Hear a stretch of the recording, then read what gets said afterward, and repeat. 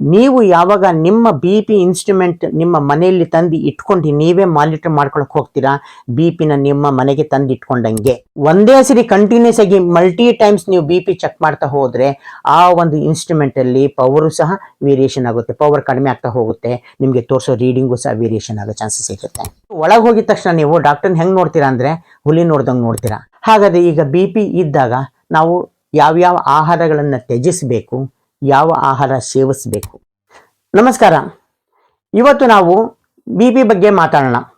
B P ಅಂದರೆ ಏನು, ಅದು ಹೇಗೆ ಬರುತ್ತೆ, ಅದರ ಕಾರಣಗಳೇನು, ಬಿ ಪಿ ಬರೋದಕ್ಕೆ ಕಾರಣಗಳೇನು, ಲಕ್ಷಣಗಳೇನು, ಪರಿಹಾರ ಏನು, ಇವೆಲ್ಲವೂ ಒಂದೊಂದಾಗಿ ನಾವು ಮಾತಾಡ್ತಾ ಹೋಗೋಣ. ಬಿ ಪಿ ಅಂದರೆ ಬ್ಲಡ್ ಪ್ರೆಷರ್, ಅಂದರೆ ನಮ್ಮ ರಕ್ತನಾಳಗಳಲ್ಲಿ ಪ್ರೆಷರ್ ಜಾಸ್ತಿ ಆಯಿತು ಅಂದರೆ ನಾವು ಅದಕ್ಕೆ ಬಿ ಪಿ ಜಾಸ್ತಿ ಇದೆ ಅಂತ ಹೇಳ್ತೀವಿ, ಬ್ಲಡ್ ಪ್ರೆಷರ್ ಅಂತ ಹೇಳ್ತೀವಿ. ಇದು ಹೇಗೆ ಬರುತ್ತೆ, ಕಾರಣಗಳೇನು ಅಂತ ನಾನು ನೆಕ್ಸ್ಟ್ ಹೇಳ್ತಾ ಹೋಗ್ತೀನಿ. ಈಗ ಬಿ ಪಿ ಅಂದರೆ ಏನು ಅಂತ ನಿಮಗೆ ಸಿಂಪಲ್ ಆಗಿ ತಿಳಿಯೋ ಥರ ನಾನು ಹೇಳ್ತೀನಿ. ಇಷ್ಟೇ, ನೀವು ನಿಮ್ಮ ನಿಮ್ಮ ಮನೆ ಒಂದು ಗಾರ್ಡನ್ ಇದ್ದೇ ಇರುತ್ತೆ. ಪ್ರತಿಯೊಬ್ಬರ ಮನೆಯಲ್ಲಿ ಒಂದು ಗಾರ್ಡನ್, ಸಣ್ಣ ಗಾರ್ಡನ್, ಅಟ್ಲೀಸ್ಟ್ 2-3 ಕುಂಡಲಾದ್ರೂ ಇಟ್ಕೊಂಡಿರ್ತಾರೆ, ಹೌದಾ? ಈಗ ನೀವು ನೀರು ಬಿಡಬೇಕಾದ್ರೆ ಜಸ್ಟ್ ಪೈಪ್ನ ಸಿಗಿಸ್ತೀರಾ, ನೆಲಕ್ಕೆ ಸಿಗಿಸಿ ಪೈಪ್ ಹಿಡ್ಕೊಳ್ತೀರಾ, ಜಸ್ಟ್ ಒಂದು ನಾರ್ಮಲ್ ಪ್ರೆಷರ್ ಅಲ್ಲಿ ನೀರು ಬೀಳ್ತಾ ಇರುತ್ತೆ. ಈ ಕುಂಡ ನಿಮ್ಮ ಈ ಪಾಟ್ ತುಂಬಿತು, ನೆಕ್ಸ್ಟ್ ಈಗ ಮುಂದಿನ ಪಾಟಿಗೆ ಹೋಗ್ಬೇಕು, ನಿಮ್ಮ ಹತ್ರ ಶಾರ್ಟ್ ಪೈಪ್ ಇದೆ, ದೂರ ಹೋಗಕ್ ಆಗ್ತಿಲ್ಲ, ಏನ್ ಮಾಡ್ತೀರಾ ನೀವು? ಆ ಪೈಪ್ನ ಬಾಯಿ ಮುಚ್ತೀರಾ. ಮುಚ್ಚಿದ ತಕ್ಷಣ ಏನಾಯ್ತು, ಇದರೊಳಗೆ ಪ್ರೆಷರ್ ಕ್ರಿಯೇಟ್ ಆಯ್ತು. ಪ್ರೆಷರ್ ಕ್ರಿಯೇಟ್ ಆದಾಗ ನಮ್ಮ ಆ ನೀರು ಫೋರ್ಸಬಲಿ ಮುಂದಿನ ಪಾಟಿಗೆ ಹೋಗಿ ಬೀಳ್ತಾ ಇದೆ. ಅಂದ್ರೆ ಇಷ್ಟೇ ಅರ್ಥ, ಈ ನಿಮ್ಮ ಪೈಪಿನ ಡಯಾಮೀಟರ್ ನೀವು ಯಾವಾಗ ಸಣ್ಣದಾಗಿ ಮಾಡ್ತೀರೋ ಆವಾಗ ಪ್ರೆಷರ್ ಜಾಸ್ತಿ ಆಗಕ್ಕೆ ಹೋಗುತ್ತೆ ಪೈಪ್ ಒಳಗೆ. ಅಂದ್ರೆ ಇಷ್ಟೇ ಅರ್ಥ, ನಮ್ಮ ರಕ್ತನಾಳಗಳಲ್ಲಿ ಆ ಒಂದು ಏನು ಸಮ್ ಡಯಾಮೀಟರ್ ಇರುತ್ತೆ, ಅದು ಯಾವಾಗ ಅದು ಕನ್ಸ್ಟ್ರಿಕ್ಟ್ ಆಗುತ್ತೆ ಅಂದ್ರೆ ಸಣ್ಣದಾಗಿ ಹೋಗುತ್ತೆ, ಅವಾಗ ನಮ್ಮ ದೇಹದಲ್ಲಿ ರಕ್ತ ಪರಿಚಲನೆ ಬಹಳ ಸ್ಪೀಡಾಗಿ ಹೋಗುತ್ತೆ, ಅವಾಗ ಪಂಪಿಂಗು ಜಾಸ್ತಿ ಆಗುತ್ತೆ. ಅವಾಗ 2 ಪ್ರೆಷರ್ ಅಂತೀವಿ, ಸಿಸ್ಟೋಲಿಕ್ ಪ್ರೆಷರ್, ಡಯಾಸ್ಟೋಲಿಕ್ ಪ್ರೆಷರ್. ಈ 2 ಪ್ರೆಷರ್ ವೇರಿಯೇಷನ್ಸ್ ಆಗಕ್ಕೆ ಶುರು ಆಗುತ್ತೆ, ಅದಕ್ಕೆ ನಾವು ಬಿ ಪಿ ಅಂತ ಹೇಳ್ತೀವಿ. ಈಗ WHO ರೆಕಮೆಂಡ್ ಮಾಡಿದೆ ಒಂದು ನಿರ್ದಿಷ್ಟವಾದ ಬಿ ಪಿ ಮನುಷ್ಯನಿಗೆ ಇಷ್ಟಿರಬೇಕು ಅಂತ, ಟೀನೇಜ್ ಅಲ್ಲಿ ಅಥವಾ ಅಡಲ್ಟ್ ಏಜ್ ಅಲ್ಲಿ ಇಷ್ಟಿರಬೇಕು, ಓಲ್ಡ್ ಏಜ್ ಅಲ್ಲಿ ಇಷ್ಟಿರಬೇಕು ಅಂತ ಒಂದು ಫಿಕ್ಸ್ ಮಾಡಿದೆ. ಈಗ 120/80 ಇದು ಕಾಮನ್ ಬಿ ಪಿ. 120 ಅಂದ್ರೆ ಸಿಸ್ಟೋಲಿಕ್ ಪ್ರೆಷರ್, 80 ಅಂದ್ರೆ ಡಯಾಸ್ಟೋಲಿಕ್ ಪ್ರೆಷರ್. ಈಗ age according to the age ಸ್ವಲ್ಪ ವೇರಿಯೇಷನ್ ಆಗ್ತಾ ಇರುತ್ತೆ, 130 ಇರ್ಬೋದು, 90 ಇರ್ಬೋದು. ಈ ಡಯಾಸ್ಟೋಲಿಕ್ ಪ್ರೆಷರ್ 90ಕ್ಕಿಂತ ಮೇಲೆ ಹೋಯ್ತು ಅಂದ್ರೆ ನಾವು ಬಿ ಪಿ ಅಂತ ಕನ್ಸಿಡರ್ ಮಾಡ್ತೀವಿ. ಮೇಲಿಂದ ಇದೆಯಲ್ಲ, ಎಷ್ಟರ ಮೇಲೆ ಹೋಗ್ಲಿ ಸ್ವಲ್ಪ ಹೊತ್ತಿಗೆ ಮತ್ತು ಡೌನ್ ಬಂದೇ ಬರುತ್ತೆ. ಈಗ ಎಕ್ಸಾಂಪಲ್ ಹೇಳ್ತೀನಿ, ನೀವು ಒಂದು ಒಲೆ ಮೇಲೆ ಹಾಲಿಟ್ಟಿದ್ದೀರಾ ಅನ್ಕೊಳ್ಳೋಣ, ಹಾಲಿಟ್ಟಿದ್ದೀರಾ, ಒಂದೇ ಸಿಮ್ಮಲ್ಲಿ ಒಂದೇ ಲೆವೆಲಲ್ಲಿ ನೀವು ಕಾಸಕ್ಕಿಟ್ರೆ ಅದು ಕಾಯ್ತಾನೆ ಇರುತ್ತೆ, ಅದು ಉಕ್ ಬರಲ್ಲ. ನೀವೇನ್ ಮಾಡ್ತೀರಿ, ಅರ್ಜೆಂಟಾಗಿ ಹೋಗ್ಬೇಕು ಅಂತ ಹೇಳ್ಬಿಟ್ಟು ಸ್ವಲ್ಪ ವಾಲ್ಯೂಮ್ ಜಾಸ್ತಿ ಮಾಡ್ತೀರಿ, ಅಂದ್ರೆ ಫ್ಲೇಮ್ ಜಾಸ್ತಿ ಮಾಡ್ತೀರಿ, ಬೇಗ ಕುದಿಯುತ್ತೆ. ಅಕಸ್ಮಾತಾಗಿ ನೀವು ನೋಡದೆ ಬಿಟ್ರೆ ಇದು ಉಕ್ಕಿ ಬಂದ್ಬಿಡುತ್ತೆ. ಅವಾಗ ನೀವು ಓಡ್ ಬಂದು ಏನು ಮಾಡ್ತೀರಾ, ನೀವು ಫ್ಲೇಮ್ನ ಕಡಿಮೆ ಮಾಡ್ತೀರಾ. ಕಡಿಮೆ ಮಾಡಿದ ತಕ್ಷಣ ಅದು ಉಕ್ತಾನೆ ಇರುತ್ತಾ? ಇಲ್ಲ, ಉಕ್ಕದು ಕಡಿಮೆ ಆಗುತ್ತೆ ಮತ್ತು ಒಳಗೆ ಬಂದ್ಬಿಡುತ್ತೆ, ಅಂದರೆ ನಾರ್ಮಲ್ ಇದಕ್ಕೆ ಬಂದ್ಬಿಡುತ್ತೆ, ಲೆವೆಲಿಗೆ ಬಂದ್ಬಿಡುತ್ತೆ. ಬಿ ಪಿ ಅಂದ್ರೂ ಇಷ್ಟೇನೆ. ನಾವು ಯಾವಾಗ ನಾವು ಟೆನ್ಷನ್ ಜಾಸ್ತಿ ಮಾಡ್ಕೊಳ್ತೀವಿ, ಅತಿ ಉದ್ವೇಗಗೊಳ್ತೀವಿ, ಯಾವುದೋ ಒಂದು ಸಮಸ್ಯೆಯಲ್ಲಿ ಸಿಗಾಕೊಂಡು ನಾವು ಯೋಚನೆ ಜಾಸ್ತಿ ಮಾಡೋಕ್ಕೆ ಶುರು ಮಾಡ್ತೀವಿ, ನಮ್ಮ ದೇಹದಲ್ಲಿ ರಕ್ತ ಪರಿಚಲನೆ ಜಾಸ್ತಿ ಆಗ್ತಾ ಹೋಗುತ್ತೆ, ಟೆನ್ಷನ್ ಜಾಸ್ತಿ ಆಗ್ತಾ ಹೋಗುತ್ತೆ. ಟೆನ್ಷನ್ ಜಾಸ್ತಿ ಆದಾಗ ನಮ್ಮ ಬಿ ಪಿಯ ವೇರಿಯೇಷನ್ಸ್, ಬ್ಲಡ್ ಪ್ರೆಷರ್ನ ವೇರಿಯೇಷನ್ಸ್ ಜಾಸ್ತಿ ಆಗ್ತಾ ಹೋಗುತ್ತೆ, ಹೃದಯ ಬಡಿತ ಜಾಸ್ತಿ ಆಗುತ್ತೆ. ಅವಾಗ ನಾವು ವೇರಿಯೇಷನ್ಸ್ ಅಂತ ಹೇಳ್ತೀವಿ. ಬಿ ಪಿ ಚೆಕ್ ಮಾಡಬೇಕಾದ್ರೂ ಅಷ್ಟೇ, ನಿಮ್ಮದು ಡಯಾಸ್ಟೋಲಿಕ್ ಪ್ರೆಷರ್ 80 ಇತ್ತು, ನಿಮ್ಮ ಸಿಸ್ಟೋಲಿಕ್ ಪ್ರೆಷರ್ 130, 140, 150 ಹೋದ್ರೂ ಅದು ಬಿ ಪಿ ಅಲ್ಲ.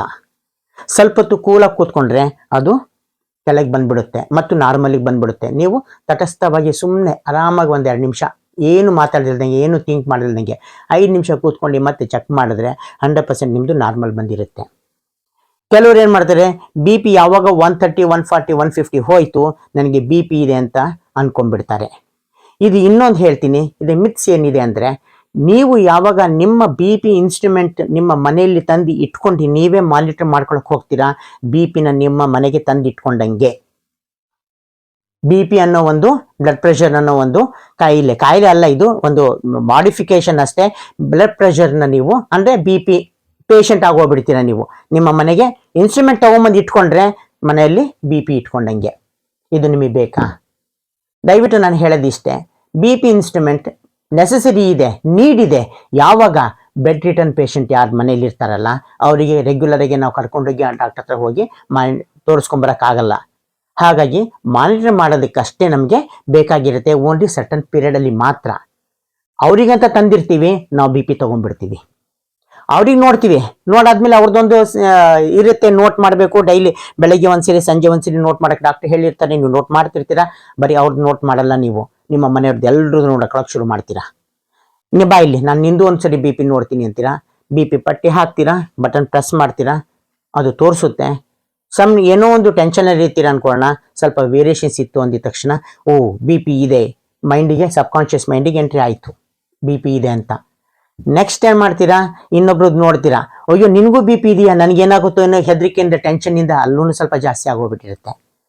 ಒಂದೇ ಸರಿ ಕಂಟಿನ್ಯೂಸ್ ಆಗಿ ಮಲ್ಟಿ ಟೈಮ್ಸ್ ನೀವು ಬಿ ಪಿ ಚೆಕ್ ಮಾಡ್ತಾ ಹೋದರೆ ಆ ಒಂದು ಇನ್ಸ್ಟ್ರೂಮೆಂಟಲ್ಲಿ ಪವರು ಸಹ ವೇರಿಯೇಷನ್ ಆಗುತ್ತೆ, ಪವರ್ ಕಡಿಮೆ ಆಗ್ತಾ ಹೋಗುತ್ತೆ, ನಿಮಗೆ ತೋರಿಸೋ ರೀಡಿಂಗು ಸಹ ವೇರಿಯೇಷನ್ ಆಗೋ ಚಾನ್ಸಸ್ ಇರುತ್ತೆ. ಹಾಗಾಗಿ ಡಿಜಿಟಲ್ ಎಕ್ವಿಪ್ಮೆಂಟ್ಸ್ ಏನಿದ್ರು ಫಾರ್ ಎಮರ್ಜೆನ್ಸಿಗೆ ಅದು ಅತಿಯಾಗಿ ನೋಡಕ್ಕೆ ಹೋಗಬಾರ್ದು. ಮತ್ತೆ ಇನ್ನೊಂದು ನಿಮ್ಗೆ ಹೇಳಬೇಕು, ಬಿ ಪಿ ಬರೋದಕ್ಕೆ ಮೇನ್ ಕಾರಣನೇ ನಮ್ಮ ಭೀತಿನೇ ಬಿ ಪಿ. ಅಂದರೆ ನಾವು ಹೆದರ್ಕೊಂಡಿರ್ತೀವಿ, ಹೆದರಿಕೆಯಿಂದ. ಈಗ ಹಾಸ್ಪಿಟ್ಲಿಗೆ ಹೋಗಿರ್ತೀರಾ, ಹಾಸ್ಪಿಟ್ಲಿಗೆ ಹೋದಾಗ ನೀವು ಕೂಲಾಗಿ ಆರಾಮಾಗಿ ಕೂತ್ಕೋಬೇಕು, ಡಾಕ್ಟರ್ ಹತ್ರ ಹೋಗಿ ಮಾತಾಡ್ಕೊಂಡು ನನಗೆ ಹಿಂಗೆ ಆಗ್ತಿದೆ, ಯಾಕೋ ನನಗೆ ತಲೆ ಚಕ್ಕರ್ ಬರ್ತಿದೆ, ಯಾಕೋ ನನಗೆ ತಲೆನೋವಿದೆ, ನನಗೇನೋ ಪ್ರಾಬ್ಲಮ್ ಆಗಿರ್ಬೇಕೇನೋ, ಒಂದ್ಸರಿ ನೋಡಿ ಡಾಕ್ಟರ್ ಅಂತ ಹೇಳಿ ಒಂದು 5 ನಿಮಿಷ ಆರಾಮಾಗಿ ಕೂತ್ಕೊಂಡು ಅವ್ರ ಜೊತೆಯಲ್ಲಿ ಸಂವಾದನ ಮಾತಾಡಿ ನೀವು ನಿಮ್ಮ ಪ್ರಾಬ್ಲಮ್ಸ್ ಎಲ್ಲ ಹೇಳ್ಕೊಳ್ಳಿ, ಕೂಲಾಗಿ ಹೇಳ್ಕೊಳ್ಳಿ. ಆವಾಗ ಅವರು ನಿಮ್ಮ ಬಿ ಪಿ ನೋಡ್ತಾರೆ. ಅಕಸ್ಮಾತಾಗಿ ವೇರಿಯೇಷನ್ಸ್ ಇದ್ರು ಹೇಳ್ತಾರೆ ಅವರು, ಇದು ಬಿ ಪಿ ಅಲ್ಲ, ಇದು ಜಸ್ಟ್ ವೇರಿಯೇಷನ್ಸ್, ಇದು ನೀವು ಭಾಳ ಟೆನ್ಷನಲ್ಲಿ ಇದ್ದೀರಾ, ಕೂಲಾಗಿರಿ ಅಂತ ಅವ್ರು ನಿಮಗೆ ಸಮಾಧಾನ ಮಾಡಿ ಹೇಳ್ತಾರೆ. ನೀವು ಅಲ್ಲಿಗೆ ಅದನ್ನು ಮರ್ತು ಬಿಡಬೇಕು. ನೀವೇನು ಮಾಡ್ತೀರಿ, ಅವ್ರು ಹೇಳಿದ್ರು ಬಿ ಪಿ ಇವತ್ತು 130 140 ಇದೆ ಅಂತ ಹೇಳಿದ ತಕ್ಷಣ ಅದು ನಿಮ್ಮ ಸಬ್ಕಾನ್ಷಿಯಸ್ ಮೈಂಡಿಗೆ ರಿಜಿಸ್ಟರ್ ಮಾಡ್ಕೊಂಡ್ಬಿಟ್ರಿ. ಇನ್ನು ಯಾವಾಗಲೇ ಆಗಲಿ ಯಾವ್ದೊಂದು ಹಾಸ್ಪಿಟ್ಲಿಗೆ ಯಾರಿಗಾರ ತೋರ್ಸಕ್ಕೆ ಹೋದ್ರೂ ಸಹ ನೀವೇನು ಮಾಡ್ತೀರಿ, ನನಗೆ ಫಸ್ಟ್ ಬಿ ಪಿ, ಅವ್ರು ಬಿ ಪಿ ನೋಡ್ತಿರ್ತಾರಲ್ಲ, ಆಯಿತು ನನಗೊಂದ್ಸರಿ ಬಿ ಪಿ ನೋಡಿ ಅಂತ ಹೇಳ್ತೀರಾ. ಅವ್ರು ಯಾಕೆ ಏನಾರು ಗುಳಿಗೆ ತೊಗೊಳ್ತಿದ್ದೀರಾ ಅಂದಿದ್ದಕ್ಕೆ, ಇಲ್ಲ ಅವತ್ತು ನೋಡಿದ್ವಿ ಬಿ ಪಿ ಜಾಸ್ತಿ ಇತ್ತು, ಇವತ್ತು ನೋಡ್ರಿ ನೀವು ಅಂತ ಹೇಳ್ತೀರಾ. ಅವಾಗ ಅವ್ರು ನೋಡ್ತಾರೆ, ಮೊದಲೇ ಟೆನ್ಷನಲ್ಲಿ ಹೋಗಿರ್ತೀರಾ. ಈಗ ನಿಮಗೆ ಪಟ್ಟಿ ಹಾಕಿದಾಗ ನಿಮ್ಮ ಎಕ್ಸೈಟ್ಮೆಂಟ್ ನಿಮಗೂ ಜಾಸ್ತಿ ಆಗಿರುತ್ತೆ. ಬೇಕಾದ್ರೆ ಫೀಲ್ ಮಾಡಿ ನೀವು. ಈಗ ನೀವು ಹಾಸ್ಪಿಟ್ಲಿಗೆ ಹೋಗಿದ್ದೀರಾ ಅನ್ಕೊಳ್ಳೋಣ, 10 ಜನ ಪೇಷಂಟ್ಸ್ ಇದ್ದಾರೆ, ಲೈನಲ್ಲಿ ಕೂತಿದ್ದೀರಾ, ಕ್ಯೂ ಅಲ್ಲಿ ಕೂತಿದ್ದೀರಾ ಅಥವಾ ಪಾಳಿಯಲ್ಲಿ ಕೂತಿದ್ದೀರಾ, ನೀವು 10ನೇವರು, ಅಲ್ಲಿ ಮುಂದೆ ಇನ್ನೂ 9 ಜನ ಇದ್ದಾರೆ. ನಿಮ್ಮ ಎದೆ ಬಡಿತ, ಹಾರ್ಟ್ ಬೀಟ್ ಹೇಗಿರುತ್ತೆ, ಅಷ್ಟು ಜಾಸ್ತಿ ಇರಲ್ಲ, ಕೂಲಾಗಿರುತ್ತೆ. ಯಾವಾಗ ಇದು ಕ್ಯೂ ಇದೆಯಲ್ಲ ಸಣ್ಣದಾಗ್ತಾ ಹೋಗುತ್ತೆ, 9 ಇದ್ದಿದ್ದು 8 ಆಯಿತು, 7 ಆಯಿತು, 6 ಆಯಿತು, 5 ಆಯಿತು ಅಂದಿದ ತಕ್ಷಣ ನೆಕ್ಸ್ಟ್ ನೀವು 5ನೇವರು, ನಿಮ್ಮ ಎದೆ ಬಡಿತ ಜಾಸ್ತಿ ಆಗ್ತಾ ಹೋಗುತ್ತೆ. ಜಾಸ್ತಿ ಆಗಿದ ತಕ್ಷಣ ನಿಮಗೆ ಫೀಲ್ ಆಗ್ತಿರುತ್ತೆ, ಜಾಸ್ತಿ ಆಗ್ತಾ ಇರುತ್ತೆ. ನೀವು ಜಸ್ಟ್ ಇನ್ನೇನು ಈಗ 2ನೇವ್ರು ಮುಗೀತು, ಲಾಸ್ಟ್ ನೀವೇ ಈಗ ಎಂಟ್ರಿ ಆಗಬೇಕು ಒಳಗಡೆ ಅಂದಾಗ ನಿಮ್ಮ ಹೃದಯ ಬಡಿತ ನೀವೇ ಆಗಿರೋ ಅನುಭವ ಆಗಿರಬೇಕು, ನೀವು ಭಾಳ ಜಾಸ್ತಿ ಆಗಿರುತ್ತೆ. ನೀವು ಒಳಗೆ ಹೋಗಿದ ತಕ್ಷಣ ನೀವು ಡಾಕ್ಟರ್ನ ಹೆಂಗೆ ನೋಡ್ತೀರಾ ಅಂದರೆ ಹುಲಿ ನೋಡ್ದಂಗೆ ನೋಡ್ತೀರಾ, ಇನ್ನೂ ಜಾಸ್ತಿ ಆಗುತ್ತೆ ಎದೆ ಬಡಿತ. ಅವರು ಟೇಬಲ್ ಮೇಲೆ ಮಲಗಿಸ್ಬಿಟ್ಟು ಬಿ ಪಿ ಇನ್ಸ್ಟ್ರೂಮೆಂಟ್ ಅಲ್ಲಿ ಇಟ್ಕೊಂಡು ಜಸ್ಟ್ ನೋಡ್ತಾರೆ, ನೋಡಿದಾಗ ಭಾಳಷ್ಟು ಜಾಸ್ತಿ ಆಗಿರುತ್ತೆ. ಆದರೆ ನಿಮ್ಮ ಒಂದು ದೇಹದಲ್ಲಿ ಆಗ್ತಿರೋ ಬದಲಾವಣೆ, ನಿಮ್ಮ ಮಾನಸಿಕ ಒತ್ತಡ ಇವ್ಯಾವುದೂ ಡಾಕ್ಟ್ರಿಗೆ ಗೊತ್ತಿರಲ್ಲ. ಡಾಕ್ಟರ್ ಏನು ಮಾಡ್ತಾರೆ, ಆ ರೀಡಿಂಗ್ ನೋಡಿಬಿಟ್ಟು ನಿಮಗೆ ನೀವು ಬಿ ಪಿ ಪೇಷಂಟ್ ಅಂತ ರಿಜಿಸ್ಟರ್ ಮಾಡಿಬಿಡ್ತಾರೆ ನಿಮ್ಮ ಮೈಂಡಿಗೆ. ನೀವು ಅಲ್ಲಿಂದ ಬಿ ಪಿ ಗುಳಿಗೆ ತೊಗೊಳಕ್ಕೆ ಶುರು ಮಾಡ್ತೀರಾ. ಈ ಬಿ ಪಿ ಗುಳಿಗೆ ತೊಗೋಬೇಕು ನಿಜ, ಅದೇ ಸರ್ಟನ್ ಟೈಮಲ್ಲಿ ತೊಗೋಬೇಕು, ಜಾಸ್ತಿನೂ ತೊಗೊಳಕ್ಕೆ ಹೋಗಬಾರ್ದು. ನಿಮ್ಮ ಡಾಕ್ಟ್ರಿ ಹಾಗೆ ಹೇಳ್ತಾರೆ ಹಾಗೆ ಕರೆಕ್ಟಾಗಿ ನೀವು ಫಾಲೋ ಮಾಡಿದ್ರೆ ನಿಮ್ಮ ಬಿ ಪಿ ನಿಮ್ಮ ಕಂಟ್ರೋಲಿರುತ್ತೆ. ನೀವು ಅದನ್ನು ಕರೆಕ್ಟಾಗಿ ಫಾಲೋ ಮಾಡದೆ ಹೋದರೆ ನಿಮ್ಮ ಬಿ ಪಿ ಡಾಕ್ಟರ್ ಕಂಟ್ರೋಲಿರುತ್ತೆ. ಮತ್ತು ಇನ್ನೊಂದು, ಎಷ್ಟೋ ಜನ ಬಿ ಪಿಗೂ ಹಾರ್ಟ್ ಅಟ್ಯಾಕ್ಗೂ ಭಾಳಷ್ಟು ಗೊಂದಲದಲ್ಲಿರ್ತಾರೆ. ನಾನು ಹಾರ್ಟ್ ಅಟ್ಯಾಕ್ ಬಗ್ಗೆ ನೆಕ್ಸ್ಟ್ ಹೇಳ್ತೀನಂತೆ.